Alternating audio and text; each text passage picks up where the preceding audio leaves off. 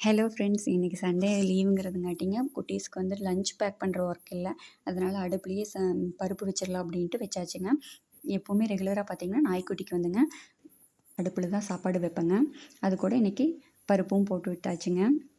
சர்க்கரையில் பார்த்திங்கன்னா எறும்பு வந்துருந்துச்சு. சரி அதனோட சூட்டில் வச்சோம்னா எறும்பு போயிடும்னு சொல்லிட்டு கொஞ்சம் நேரம் வச்சுருந்து வேறு டப்பாவில் எடுத்து கொட்டி வச்சாச்சுங்க. சாப்பாடும் வெந்தாச்சுங்க, பருப்பு வெந்தாச்சுங்க. சரி இடையில நம்ம போய் அந்த வெண்ணெய் கொஞ்சம் எடுத்துடலாம் அப்படின்ட்டுங்க மிச்சமான தயிர், ஆடையெல்லாம் எடுத்து வச்சுருந்தேங்க. அதைத்தான் சிலுப்புனுங்க. என்ன இருந்தாலும் நம்ம வீட்டில் வந்து செய்கிற மாதிரி வந்து ஒரு டேஸ்ட் வராது இல்லைங்க. அதனால் நான் வெண்ணெய் எப்போவுமே நாங்கள் வந்து நெய், வெண்ணெய் எதுவுமே வந்து கடையில் வாங்க மாட்டோங்க.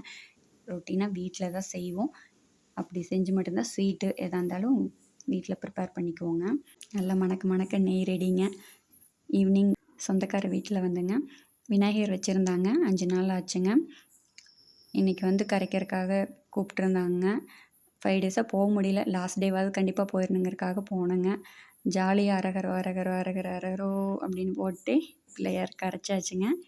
பாய் பாய்.